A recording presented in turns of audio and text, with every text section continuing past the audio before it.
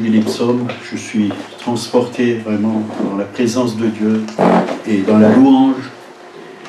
Et vraiment inspiré de Dieu. Voilà, mercredi, on a parlé un peu du combat spirituel, on a parlé du combat dans les pensées. On va continuer dans la même direction ce matin.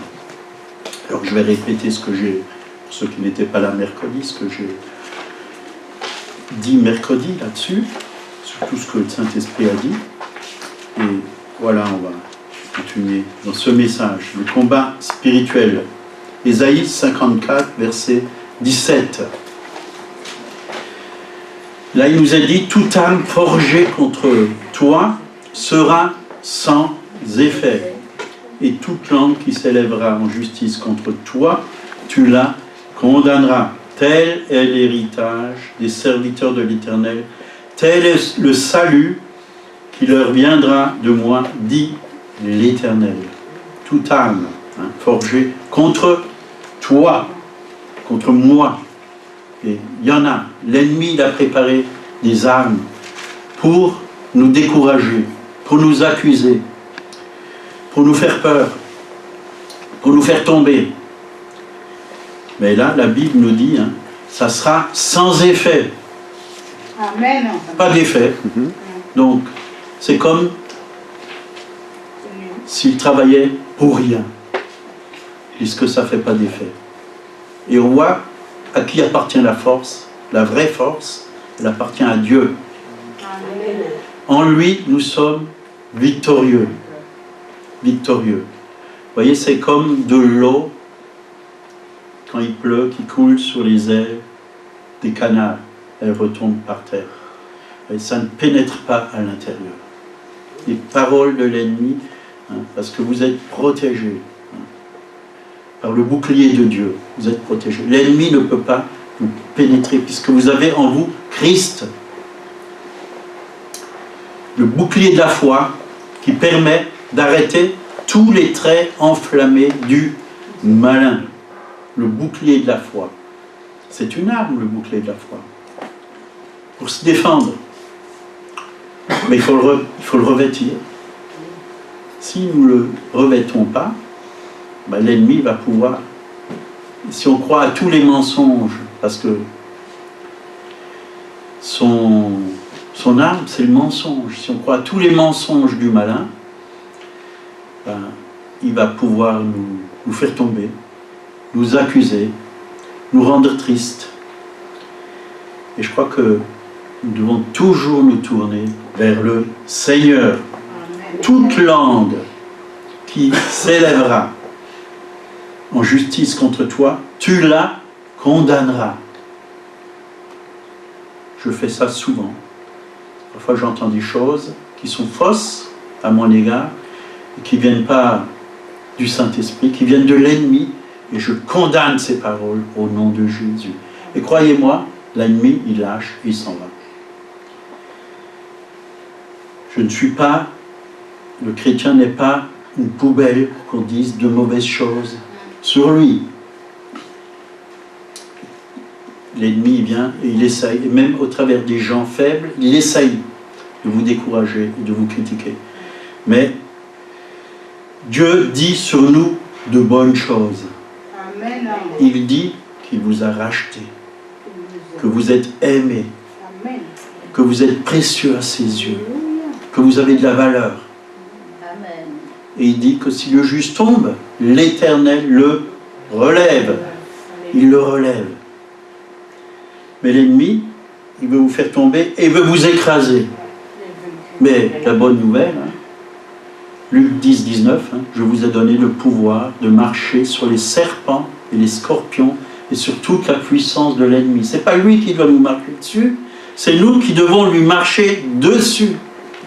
Vous savez, un jour, un serviteur de Dieu, il a pris ce verset, le pouvoir de marcher sur les serpents et les scorpions et sur toute la puissance de l'ennemi. Et dans l'esprit, il a entendu une voix, arrête de me marcher dessus, tu me fais mal. L'ennemi a mal quand vous lui marchez dessus. Et rien ne pourra vous nuire. rien ne pourra vous nuire. Qu'est-ce qui peut vous nuire? Votre patron? Votre pasteur? Vos frères, vos sœurs? Ton mari, ta femme? Rien ne pourra vous nuire, dit la parole de Dieu. Rien ne pourra vous nuire. Toute arme forgée contre toi sera sans effet. Et là, il y a une promesse. Hein. Tel est l'héritage des serviteurs de l'Éternel. Est-ce que vous êtes un serviteur, une servante de l'Éternel? Donc vous avez un héritage de condamner les œuvres de l'ennemi. Vous avez l'autorité sur l'ennemi. En mon nom, a dit Jésus, ils chasseront les démons. Hein? C'est la première des choses que le chrétien il fait. Après seulement, ils parleront de nouvelles langues, ils imposeront les mains aux malades. Mais en mon nom, ils chasseront les démons. Le nom de Jésus, c'est un nom puissant. C'est aussi une arme. Le sang de Jésus, le nom de Jésus, bouclier de la foi, parole de Dieu qui est l'esprit de l'esprit, le casque du salut.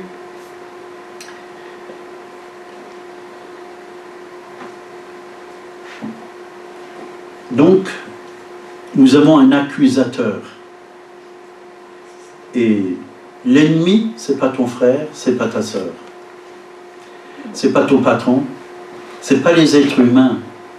Les êtres humains, comme on l'a entendu dans la prière, hein, tu aimeras le Seigneur, ton Dieu, de tout ton cœur, de toute ton âme, de toutes tes forces, et ton prochain, comme toi-même. Les êtres humains, il faut les aimer. Aimez vos ennemis, dit la parole de Dieu. Il ne faut pas se tromper d'ennemis. Mais derrière les personnes, il y a des esprits, il y a des puissances. Nous n'avons pas à lutter contre la chair et le sang, hein, mais contre les esprits méchants dans les lieux célestes, contre les dominations, contre les autorités. Et il y en a. Ils sont là pour essayer de nous abattre, de nous décourager. Hein. Le voleur ne vient que pour voler, égorger et détruire. Moi, Jésus donc, je suis venu afin que mes brebis aient la vie, et la vie en abondance. Voilà ce que Jésus veut. Vous savez, en Jésus, il n'y a que de bonnes choses. Dans le Père, il n'y a que de bonnes choses. Même la correction, c'est bon. Quand Dieu nous corrige, c'est pour notre bien. Mais il ne nous corrige pas en nous punissant, en nous tapant dessus, ou en nous envoyant une malédiction. Ça, c'est pas Dieu. Dieu nous aime, comme un père aime ses enfants. Est-ce qu'un père va envoyer un cancer à son fils puisqu'il a fait une faute? Non. Une maladie? Une douleur? Non. Il a fait une faute, bah, il lui montre. Voilà, tu as fait une faute. Ça arrive. Mais ne recommence plus. Va et ne pêche plus à la femme adultère. Voilà ce que Jésus a dit à la femme adultère. Il n'est pas venu la condamner. Il lui a dit, personne ne t'a condamné. Elle a dit non. Va et ne pêche plus. Les pharisiens, ils étaient déjà là, prêts, avec des pierres pour la lapider. Parce que dans l'Ancien Testament, dans l'Ancienne Alliance, elle méritait la mort. Mais nous ne sommes plus dans l'Ancienne Alliance. Nous sommes dans la Nouvelle Alliance. Et la Nouvelle Alliance, c'est la vie que Dieu nous donne. La vraie vie. La vie en abondance. C'est ce que la Bible dit. Alors, attention, reconnaissons la voix de l'accusateur, des frères ou des sœurs. C'est l'ennemi. N'en voulons pas aux êtres humains. Pardonnons aux êtres humains. Aimons les êtres humains. Parce que Dieu les aime. Donc, tel est le salut qui viendra de moi, dit l'Éternel. Tel est le salut. En grec, hein, le mot salut, c'est sotaria, égale délivrance des ennemis, sûreté, sécurité, racheté de tous les maux terrestres, la somme des bienfaits et des bénédictions en Christ. Voilà le salut. Dieu nous protège, Dieu nous bénit, Dieu nous garde. Dieu nous donne la victoire. Dieu vient à notre secours si nous sommes dans la difficulté, si nous sommes dans la faiblesse. C'est ça le mot salut. Dieu nous bénit abondamment. Il nous a déjà bénis de toutes les bénédictions spirituelles dans les lieux célestes en Christ. Donc c'est vrai que le combat, ça se passe à l'intérieur de nous. À l'intérieur de nous, dans nos pensées. Matthieu 27, verset 3. Arrivé au lieu nommé Golgotha, ce qui signifie lieu du crâne. Si Jésus a été crucifié à Golgotha, ce n'est pas une coïncidence. Car cela signifie le lieu du crâne, le lieu des pensées. Et notre percée, elle doit commencer dans nos pensées. Dans nos pensées. C'est là que commence la bataille, dans nos pensées. À l'intérieur de nous, qu'elle se situe. Et c'est vrai, l'ennemi cherche à agir dans nos pensées. Mais le Saint-Esprit aussi veut agir dans nos pensées. Il veut nous communiquer la pensée de Christ. Alors c'est le Saint-Esprit qu'il faut écouter. Il faut discerner ce qui vient de Dieu, ce qui vient de la lumière et ce qui vient des ténèbres. Il faut savoir discerner. Et si vous n'arrivez pas à discerner, demandez au Seigneur qui vous donne le discernement. Dans la Bible, il est parlé du discernement des esprits. Et Dieu va vous le donner si vous le demandez. Quel esprit est en train de se manifester dans votre vie?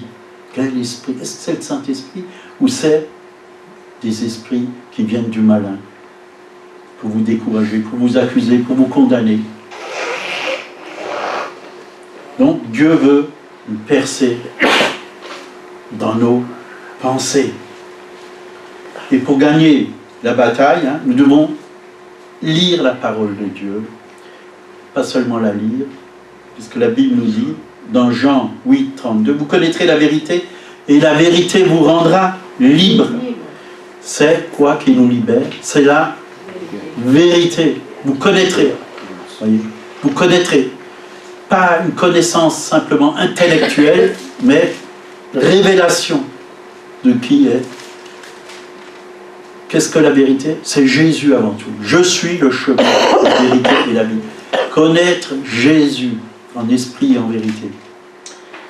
Mais aussi, il est dit, ta parole est la vérité. Jean 17, 17, sanctifie-les par ta vérité. Ta parole est la vérité. C'est quoi la parole? C'est ce livre. La Sainte Bible. Là, il y a la vérité. Toute la parole de Dieu, c'est la vérité. Mais il faut la lire avec l'esprit. Avec l'esprit. Et il nous a dit, dans Jean 15, 3, déjà vous êtes purs à cause de la parole que je vous ai annoncée. Dieu nous annonce sa parole. Qu'est-ce qu'elle fait? Elle nous purifie. Sanctifie-les par ta vérité. C'est la vérité qui nous rend libres. C'est elle qui nous rend libres. Donc, on continue. 2 Corinthiens 10, versets 3 et 4. Si nous marchons dans la chair, nous ne combattons pas selon la chair, car les armes avec lesquelles nous combattons ne sont pas charnelles, mais elles sont puissantes. Vous voyez, là, nous parle d'armes puissantes. Elles ne sont pas charnelles. Ce n'est pas avec une épée ou avec des canons ou des bombes qu'on doit se battre ou avec des missiles, mais c'est par l'esprit. Les armes sont puissantes, elles sont spirituelles.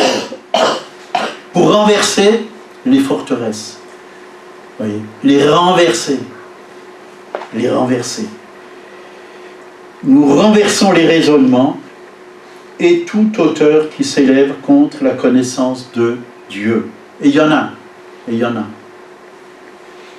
Raisonner. C'est toute une construction que l'ennemi veut mettre dans nos pensées. Des murs de raisonnement. Dieu a vraiment dit. C'est comme ça que l'ennemi est venu chez est-ce que Dieu a réellement dit qu'il ne faut pas manger du fruit de cet arbre? Et le malin viendra. Mais Dieu n'est pas contre ceci, Dieu n'est pas contre cela. Goûte, et tu goûtes, et tu pêches, et tu tombes. Alors, veillons, veillons. Ce qui vient de Dieu et ce qui ne vient pas de Dieu. La parole de Dieu, elle est claire. Donc, les raisonnements et toute hauteur qui s'élève contre la connaissance de Dieu. Et il y en a. Et il y en a. Et nous emmenons toute pensée captive à l'obéissance de Christ. Donc, la bataille des pensées est intérieure et nos armes sont spirituelles pour détruire les forteresses. Donc, pour détruire les forteresses, nous devons être fondés sur la parole de Dieu.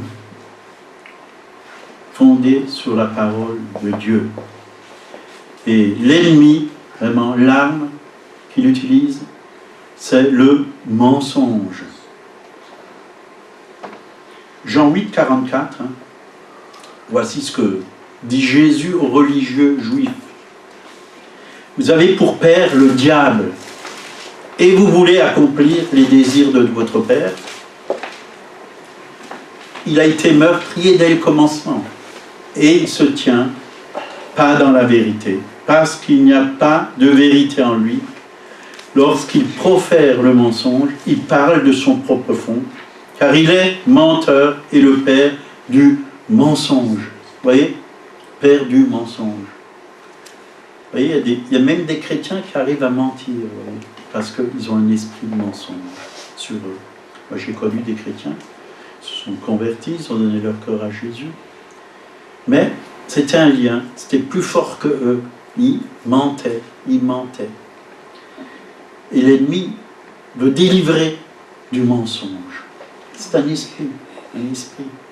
Et il faut briser cet esprit. Si vous arrive de mentir à votre patron ou à quelqu'un d'autre, parce que vous avez peur, et la peur vient aussi du malin, parce que vous avez peur, vous pouvez confesser cela au Seigneur. Et Dieu veut vous libérer. Vous pouvez proclamer que vous êtes plus que vainqueur sur cet esprit de mensonge en Jésus-Christ. Dieu veut délivrer ceux qui vivent dans le mensonge. Et Jean 8, 31 et 32, si vous demeurez, demeurer veut dire aussi habiter dans ma parole. Il faut que la parole de Dieu habite en vous. Vous êtes vraiment mes disciples. Vous connaîtrez la vérité et la vérité vous rendra libre. La vérité vous rendra libre. Donc la bataille se déroule dans les pensées. Si tu pouvais analyser toutes les pensées que tu as en une journée, ou alors si on pourrait mettre un rétroprojecteur et projeter toutes les pensées qu'on a dans une journée. Ben, il y en a des bonnes, mais il y en a aussi des mauvaises qui viennent de l'ennemi, croyez-moi. Et pas mal. Mais Dieu ne va pas le faire. Dieu ne va pas le faire, parce qu'il nous aime. Dieu, il transforme nos pensées. Il nous communique les siennes, qui sont bonnes. La volonté de Dieu, elle est bonne, agréable et parfaite. Donc la bataille, elle se déroule dans nos pensées. La Bible dit que nous gagnons la bataille en renversant les forteresses. Les renverser. Et comment on fait pour renverser ces forteresses? Ben, on transforme nos pensées. Si tu as une pensée de haine envers un frère ou une sœur, tu dis Seigneur, ben, je bénis maintenant ce frère, je bénis cette sœur. Tu transformes ta pensée. C'est à toi de le faire. Personne ne le fera à ta place. Ni le pasteur, ni tes frères et sœurs, ni Dieu, parce qu'il l'a déjà dit dans sa parole, de bénir nos frères et sœurs, de nous bénir les uns les autres, de nous aimer les uns les autres. C'est à toi de le faire, parce que c'est des forteresses. Donc Satan déclare la guerre dans nos pensées. Et je crois que nous devons toujours regarder à la croix. Parce que Jésus, à la croix, a vaincu Satan. Jésus a tout porté sur lui. Nos mauvaises pensées, il les a portées à la croix. Tes péchés, il les a portés à la croix. Tes maladies, il les a portées à la croix. Tes faiblesses, il les a portées à la croix. Et il t'a donné sa justice. Tu étais pécheur, mais il t'a rendu juste. À cause de la croix. À cause du sang, tu as été justifié. Tu es un homme pur maintenant, puisqu'il t'a lavé par son sang. Tu es un homme libre. La vérité vous rendra libre. Et je crois qu'il faut toujours se tourner vers la croix. Il n'y a pas un jour où nous ne nous tournons pas vers la croix. Et peut-être même plusieurs fois dans la journée, regardez à la croix. Ce que Jésus a fait pour toi. La croix, c'est quelque chose d'important dans la vie du chrétien. Notre vieille nature a été crucifiée. Dieu nous a donné une nouvelle nature qui est sainte, qui est pure. Une nature pour aimer, pour pardonner. Une nature pour bénir. C'est la vie éternelle. Mais la Bible dit que nous avons la pensée de Christ. Vous voyez, dans Ésaïe, dans l'Ancienne Alliance, il nous a dit que nos pensées sont au-dessus, que les pensées de Dieu sont au-dessus de nos pensées, et ses voies bien plus haut que nos voies. Ça, c'était l'Ancienne Alliance. Mais maintenant, dans la Nouvelle Alliance, nous avons la pensée de Christ. On est en harmonie avec Jésus-Christ. On est sur la même longueur d'onde que Jésus. Parce qu'il nous a tout révélé dans la Nouvelle Alliance. Il a dit, les œuvres que vous ferez les mêmes et encore de plus grandes. Vous voyez ? Dieu avait déjà des projets pour nous. Beaucoup plus élevés que nous, on avait. Et je réalise bien que Dieu fait bien au-delà de ce qu'on peut penser ou imaginer. Il le fait en nous et au travers de nous. Et parfois, on est même surpris, oui, parce que on se dit, pas moi-même, j'aurais jamais pu faire ça. Comment j'ai pu faire ça? Là, j'avais un chantier cette semaine, hein, puis le monsieur était assez pressé parce qu'il voulait louer son appartement. Et normalement, un chantier comme ça devait être fait 3-4 jours. Et je l'ai fait en même pas 2 jours entiers, vendredi et samedi. J'ai pu le faire, j'ai dit Seigneur, tu me donnes ta grâce pour pouvoir le faire. Et que je puisse encore méditer ta parole de Dieu, faire mon message. Et je suis même encore allé faire un petit tour au Leclerc pour voir le nouveau travail de Monique. Amen. À la bijouterie, enfin, au manège à bijoux. J'ai eu le temps de tout faire et même de bien me reposer. Parce que Dieu, il fait bien les choses. S'il nous demande de faire quelque chose, il nous donne la capacité de le faire. Il nous donne le temps de le faire. Mais tout dépend dans l'état d'esprit qu'on le fait. Alors je vous encourage à vivre votre vie, pas dans l'inquiétude, mais réjouissez-vous de la vie. Parce que c'est ce que Dieu veut. Ne vous faites pas de soucis pour votre vie. Ne vous faites pas de soucis pour votre famille, pour votre travail, pour quoi que ce soit. Ça ne sert à rien. Ne vous inquiétez de rien, dit la parole de Dieu. Chaque jour suffit sa peine. Le lendemain prendra soin de lui-même. Vous voyez, je suis retraité, mais j'ai plus de travail qu'avant que quand je travaillais. Mais je ne m'inquiète pas.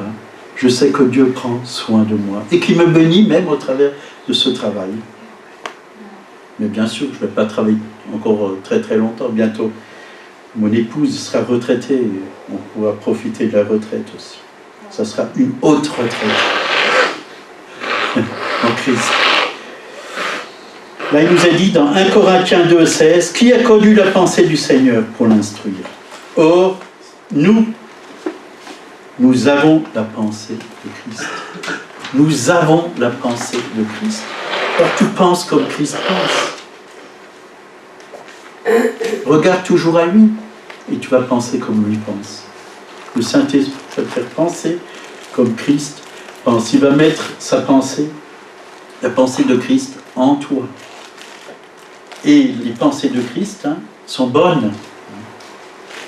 Il y a même un verset qui dit que tout ce qui est pur, tout ce qui est vertueux, digne de louange, et plein d'autres choses, soit l'objet de vos pensées. Amen. L'objet de vos pensées. Le diable sait, s'il contrôle ta pensée, il peut te manipuler dans tes émotions. Il va te manipuler. Il va pouvoir te manipuler dans tes sentiments. Il va pouvoir introduire à l'intérieur de toi de la culpabilité. Il va te faire sous-estimer. Il va dire, bah, tu vois bien, tu es un misérable, tu es faible, tu ne vaux pas grand-chose. Tu n'y arriveras jamais. Tu as beaucoup de fois essayé. Le diable veut te voir déprimé, mais Dieu veut te voir renouvelé, fortifié, encouragé, béni. Alléluia. Amen. Et moi, je me réjouis. Parfois, je vois des gens, je leur demande comment allez-vous. Je sais que c'est une question qu'il ne faut jamais poser, parce que surtout à certaines personnes, ils vont vous sortir plein de mauvaises choses qui leur est arrivé. Et parfois, quelque temps après, tu leur dis, alors comment ça va? Ah ben ça va très bien, j'ai la victoire en Jésus, je suis heureuse, Dieu est bon. Et ça, c'est formidable. Il y a des victoires qui sont remportées. Ça ne veut pas dire que vous allez toujours gagner. Vous savez, on est à l'école. Pendant la guerre, il y a parfois... L'ennemi fait des ravages. Mais en Christ, nous pouvons aussi faire de grands ravages dans son camp. Parce que nous avons la puissance de Dieu, nous avons les armes de Dieu, nous avons l'autorité de Dieu. Nous devons emmener toute pensée captive à l'obéissance de Christ. Romains 5, 19. Car comme par la désobéissance d'un seul homme, donc Adam, beaucoup ont été rendus pécheurs. De même, par l'obéissance d'un seul, Jésus-Christ, beaucoup seront rendus justes, dit la parole de Dieu. Donc quand on a cru en Jésus, on a été rendus justes. Mais Dieu veut que nous nous concentrons sur l'obéissance de Jésus. L'obéissance de Jésus. Et non sur la désobéissance d'Adam.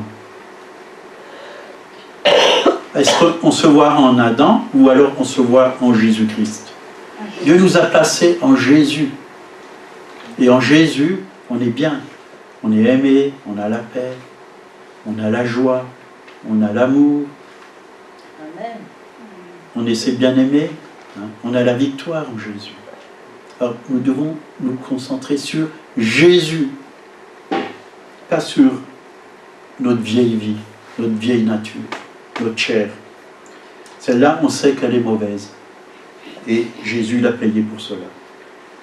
Donc, nos pensées vont changer quand nous regardons à Jésus-Christ. Donc, dans la Nouvelle Alliance, on a une nouvelle manière de penser. Vous voyez, vous lisez l'Ancienne Alliance, je ne dis pas qu'il ne faut pas la lire, au contraire, nous devons lire toute la parole de Dieu, parce que c'est la parole de Dieu de la Genèse jusqu'à Apocalypse. Mais dans l'Ancienne Alliance, on voit beaucoup de guerres, beaucoup de haine, beaucoup de meurtres. Et beaucoup de jugements de Dieu. Mais dans la Nouvelle Alliance, c'est la grâce, c'est la bénédiction. Dieu relève, Dieu donne la lumière, Dieu se manifeste, Dieu envoie sa gloire, Dieu envoie sa bénédiction. Donc une nouvelle façon de penser. Vous voyez, dans l'Ancienne Alliance, quand ils péchaient, ils devaient faire toutes sortes de choses. Ils étaient dans le sac, dans la cendre, dans la poussière. Mais dans la Nouvelle Alliance, le mot repentance, dans le Nouveau Testament, est traduit en grec par métanoïa, qui signifie changer sa manière de penser. Alors si ça signifie changer sa manière de penser, c'est qu'il y a une manière de penser qui n'est pas bonne et qu'on a besoin de changer. On a tous une manière de penser qu'on a hérité de nos pères, de cette société, de l'école, d'une culture. Et là, on a besoin d'avoir la pensée de Dieu, la pensée du royaume de Dieu.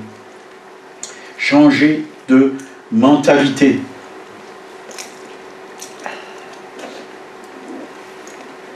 Mais métanoïa, changer sa manière de penser. Méta veut dire changer et noïa parle de nos pensées. De nos pensées. Dieu veut mettre de bonnes pensées en nous. Que ce soit la nuit ou le jour, Dieu veut mettre de bonnes pensées en vous. De bonnes pensées en vous. Il veut changer votre mentalité. Il veut vous donner une bonne mentalité. Et quand vous avez de bonnes pensées en vous, vous êtes heureux. Vous êtes heureux. Vous êtes heureux. Ça ne veut pas dire que toutes les mauvaises choses ne sont plus là, qu'ils n'existent plus. Non, mais Dieu va donner des solutions. Dieu va agir. Et il agit même par des miracles. Combien de fois, dans nos vies, avec Monique, on a eu toutes sortes de pensées qui nous venaient parce que, voilà, on avait perdu de l'argent, on n'a pas été payé, un grand chantier, ils ont fait faillite, le diable, il venait accuser, vous allez couler, vous allez faire faillite. Mais on s'est toujours tourné vers Dieu, et Dieu a toujours changé nos pensées. Et au lieu de couler, Dieu nous a élevés. Il a pourvu à nos besoins, même miraculeusement et financièrement. Et on a eu même au-delà parfois de ce qu'on avait demandé au Seigneur. On était émerveillés. Parce que Dieu nous émerveille. Quand on se tourne vers lui, on reçoit sa pensée. Les problèmes, ils se résolvent. Ils se résolvent. Donc, vous pouvez vous traîner dans la boue, la poussière, ça ne changera rien. Dieu regarde à votre cœur. À votre cœur. Dieu regarde à votre pensée. À votre pensée. Il faut changer de pensée. Parce que Dieu a déjà tout accompli à la croix. Donc repentance veut dire changer de mentalité. Changer les fausses pensées pour recevoir celles qui sont vraies, qui viennent de Jésus-Christ.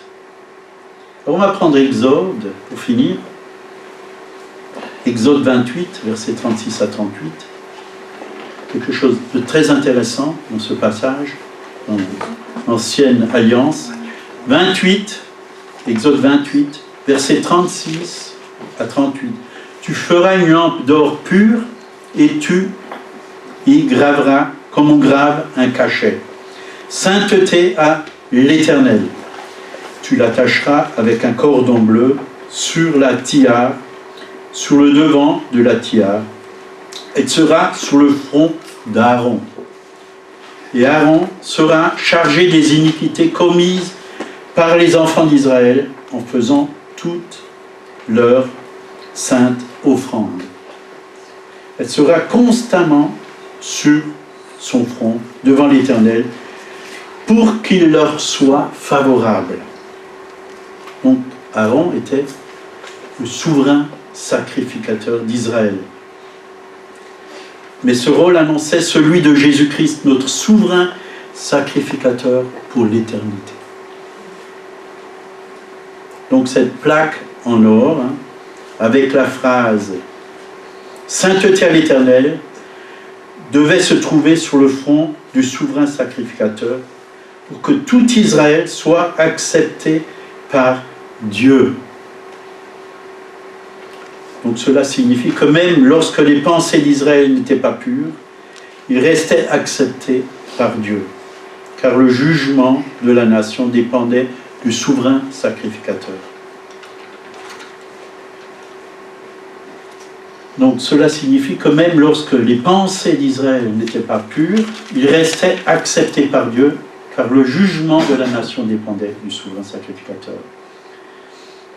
S'il était accepté, le peuple entier l'était également. Si le souverain sacrificateur était accepté, tout Israël était accepté. Vous voyez, dans l'Ancienne Alliance, il y avait des sacrifices des animaux qui couvraient les péchés, mais ne les enlevaient pas. Et chaque année, il fallait refaire des sacrifices pour couvrir ces péchés. Mais dans la Nouvelle Alliance, Jésus est l'agneau de Dieu qui ôte le péché du monde. Seul Jésus ôte. Et quand on l'enlève, c'est plus là. Il n'existe plus. Et il l'oublie. Donc s'ils étaient acceptés, si le peuple entier était accepté par Dieu, aujourd'hui, on a un souverain sacrificateur qui est irréprochable, donc en la personne de Jésus. Dieu ne nous accepte pas en fonction de nos pensées, parce qu'on aura toujours des pensées qui vont venir en nous, mais on peut aussi empêcher, comme un dicton dit, tu ne peux pas empêcher les oiseaux de voler au-dessus de ta tête, mais tu peux les empêcher de faire leur nid sur ta tête. C'est-à-dire, tu peux empêcher le malin de ne pas déposer des pensées dans ta tête. Tu peux rejeter les mensonges, Le malin, il sera toujours là, il va toujours essayer, mais tu ne vas pas lui laisser de l'emprise, du pouvoir, du droit. Parce que c'est Christ qui vit en toi. Et nous avons la pensée de Christ. Donc Dieu ne nous accepte pas en fonction de nos pensées. Sous la nouvelle alliance de la grâce, Dieu ne nous juge pas en fonction de ce qui se passe dans nos pensées. Heureusement, parce qu'on ne serait plus là. Il n'y aurait plus personne ici. Dieu nous juge en se basant sur son Fils. S'il est juste, alors nous sommes justes. S'il est saint, alors nous sommes aussi saints. S'il est béni, on l'est également. Si Jésus a la faveur, et il l'a, nous l'avons aussi. Si ses pensées sont parfaites et saintes devant Dieu, alors le Seigneur voit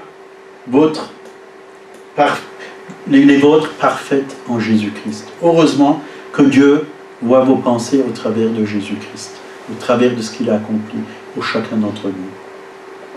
Mais petit à petit, il nous transforme. C'est pour ça qu'il a donné le métanoïa, transformation des pensées. Donc lorsque le diable vient pour vous tourmenter, et il y en a qui sont bien tourmentés dans les pensées, ils sont tellement tourmentés qu'ils n'arrivent pas à dormir la nuit. Mettez Jésus, car ses pensées sont toujours bonnes, saintes. Mettez Jésus, la lame d'or qui était constamment sur le front du souverain sacrificateur dans l'Ancien Testament, nous le rappelle. Nous rappelle. Elle sera constamment sur le front devant l'Éternel pour qu'il lui soit favorable. Donc Jésus a payé pour que tu aies sa pensée à la croix. Et nous avons un souverain sacrificateur, Jésus-Christ le juste. Il est juste et nous donne des pensées justes, des pensées parfaites. C'est sa perfection à lui qui nous rend acceptables devant Dieu. Ce n'est pas notre perfection. Mais il nous conduit vers la perfection. Soyez parfaits, a dit Jésus, comme votre Père Céleste est parfait. On l'est déjà en Jésus-Christ, parce qu'il nous a placés dans le parfait, dans le juste. Mais ça, c'est un travail de sanctification qui se fait jour après jour. Abandonner ce qui est charnel, abandonner ce qui est de l'ennemi, ce qui est des ténèbres. Nous sommes déjà acceptés. Mais Dieu nous voit au travers de son Fils. Il nous voit bien. Il nous voit juste, il nous voit pur, il nous voit saint. Il ne voit pas les mauvaises pensées. Peut-être qu'il les voit, mais il ne va pas nous reprocher. Au contraire, il vient pour nous libérer de toute captivité. C'est vrai que nos pensées peuvent changer, mais les siennes restent inébranlables. Dieu ne change pas. Il a toujours de bonnes pensées pour vous. Vous êtes toujours son bien-aimé, toujours son chouchou. Vous voyez, l'apôtre Jean, il a écrit l'évangile de Jean, et il parle du disciple bien-aimé. Lui-même, il parle qu'il est le disciple bien-aimé. Est-ce que tu parles de toi que tu es le disciple bien-aimé? Tu es le disciple bien-aimé. Pour Dieu, tu es le bien-aimé. On est tous des bien-aimés. Il nous aime tous, tels que nous sommes, mais il ne nous laisse pas tels que nous sommes. Il nous transforme de gloire en gloire, à son image. À son image. Donc je vous encourage à lire Éphésiens 6, 10 à 20, chez vous, à la maison, qui parle du combat spirituel. Prenez toutes les armes de Dieu. Lisez-le, méditez-le, demandez au Saint-Esprit de vous parler au travers de cela. Éphésiens 6, versets 10 à 20. Hein. Lisez cela à la maison. Et si je commence à rentrer là-dedans, il y en a encore pour une heure. Voilà, que Dieu vous bénisse. Si quelqu'un a besoin de la prière, on est là, on peut prier pour vous. Si vous avez un problème, maladie ou quoi que ce soit, vous avez besoin d'un travail, vous avez besoin d'être encouragé, besoin d'être aimé. Dieu ne manque de rien. Il est là pour se manifester en vous. Amen. Amen. Amen.